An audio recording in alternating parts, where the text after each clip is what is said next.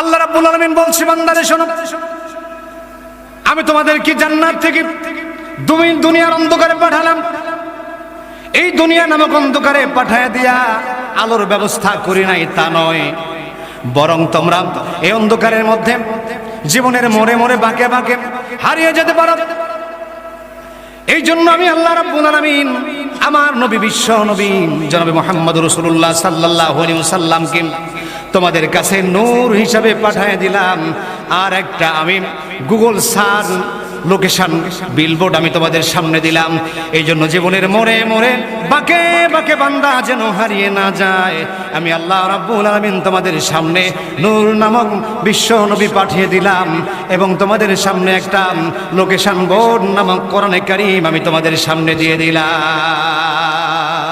আল্লাহ রাব্বুল আলামিন বলেন, قد جاءكم من الله نور وكتاب مبين। আরেকটু জোরে বলেন না আল্লাহু আকবার।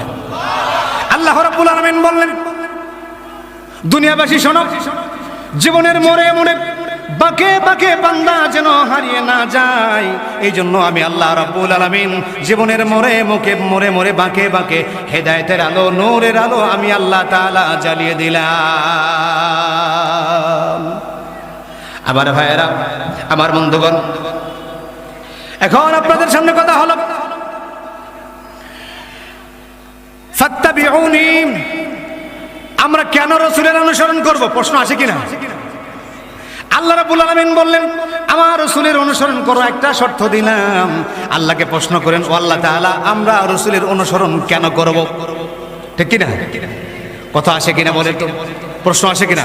কথা সবাই শুনতেছেন তো, না বিরক্ত হচ্ছেন? প্রিয় ভাইয়েরা আমার, আল্লাহ রাব্বুল আলামিন বললে, বান্দা শোনো, তোমরা প্রশ্ন করতে পারো কেন অনুসরণ করবা। আমাদের প্রশ্ন আসে ঠিক কিনা, যে কেন আমরা রাসূলের অনুসরণ করব। প্রিয় ভাইয়েরা আমার, আমরা সঙ্গত কারণেই দুনিয়াতে আমরা নেতার অনুসরণ করি না বলেন তো, করি কি করি না? আমরা সবাই সঙ্গত কারণে আমাদের এলাকার যেগুলো নেতা আছে নেতার অনুসরণ করি। নেতা যেদিকে ডাকে সেই দিকে আমরা দেখাশোনা নাই রে, নেতা যেদিকে ডাকে সেই দিকে আমরা চলে যাই রে, ঠিক কিনা বলেন? যেদিকে ডাকে ওই দিকেই চলে যায়। প্রিয় ভাইয়েরা আমার, আমাদের মেন্টালিটি আল্লাহ রাব্বুল আলামিন বোঝে। নেতার অনুসরণ যেহেতু আমরা করি, আল্লাহ রাব্বুল আলামিন আমাদেরকে এই জন্য বিশ্ব নবী সাল্লাল্লাহু আলাইহি ওয়াসাল্লামকে নেতা বানিয়ে আপনার আমার সামনে উপস্থাপন করে দিয়েছেন। জোরে কন্না সুবহানাল্লাহ। আল্লাহ রাব্বুল আলামিন নেতাকে নেতা হিসেবে ডাক দিয়েছেন, বিশ্ব নবীকে নেতা বলে ডাক দিয়েছেন। সুবহানাল্লাহ বললেন না? আল্লাহ রাব্বুল আলামিন বলেন, ইয়াসিন ওয়াল কুরআনিল হাকীম।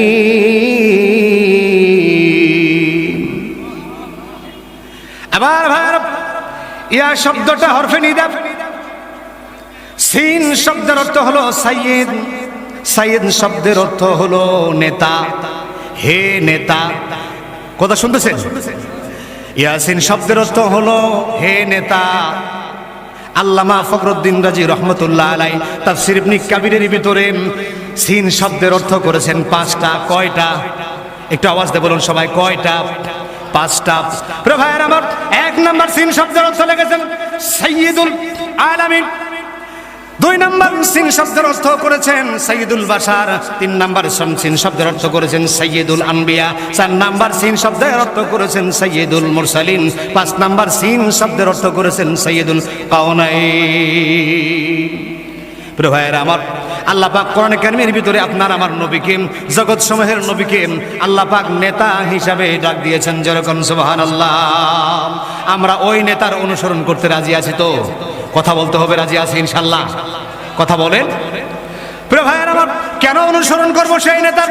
আমরা তো দুনিয়াতে বিভিন্ন দলের বিভিন্ন নেতার অনুসরণ করি ভাইয়েরা আমার, কিন্তু এই নেতাদের চরিত্র আমাদের কাছে পরিষ্কার নয়, ঠিক কিনা বলেন? কিন্তু বিশ্ব নবী, নূর নবী জনাবে মুহাম্মদুর রাসূলুল্লাহ সাল্লাল্লাহু আলাইহি ওয়াসাল্লামের জীবন চরিত্র, এই নেতার চরিত্র আমাদের কাছে সবগুলো প্রকাশ। জোরে কোন ঠিক কিনা? আবার প্রিয় ভাইয়েরা, এই নেতার চরিত্র মঞ্চেও যা, মঞ্চের নিচেও তাই, ঠিক কিনা? বিশ্বনবীর চরিত্র ঘরের ভিতরে যা ঘরের বাহিরেও তাই, বিশ্বনবীর চরিত্র আলোতে যা আধারেও তাই, জোরে কোন ঠিক কিনা? আবার ভাইরা, আমার নবী আলাইহিস সালাম বলেন, ও দুনিয়ার মানুষেরা শোনো, সাহাবীরা শোনো, আমি দিনের বেলা তোমাদের সম্মুখে যে কার্য সম্পাদন করি, আমার অনুপস্থিতিতে তোমরা দুনিয়াবাসীর কাছে সবগুলো তা খুলে খুলে বর্ণনা করে দাও।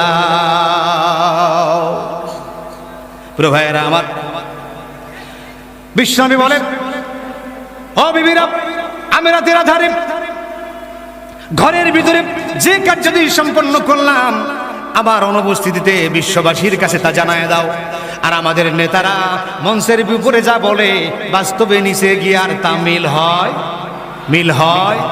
ঘরের ভিতরে একটা, মঞ্চের উপরে একটা, জোরে কোন ঠিক কিনা? আমার নবী সাল্লাল্লাহু আলাইহি সাল্লামের জীবন চরিত্র সবগুলো আলোর মতো পরিষ্কার কিনা বলেন?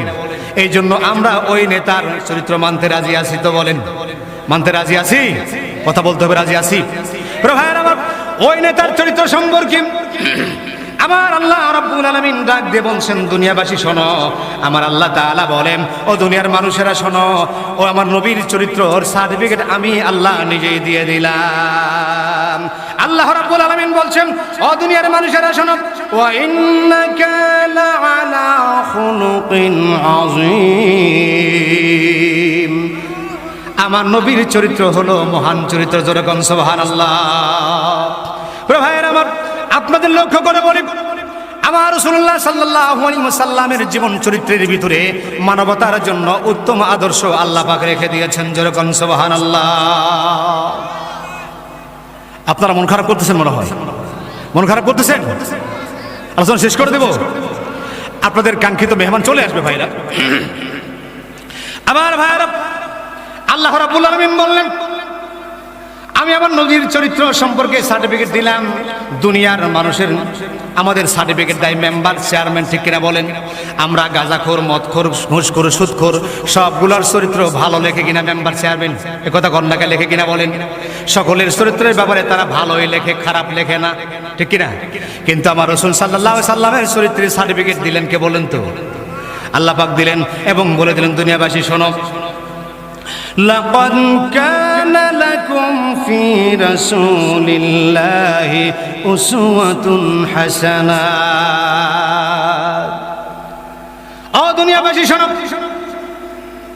আমার রাসূলের জীবন চরিত্রের ভিতরে তোমাদের জন্য উত্তম আদর্শ রাখলাম।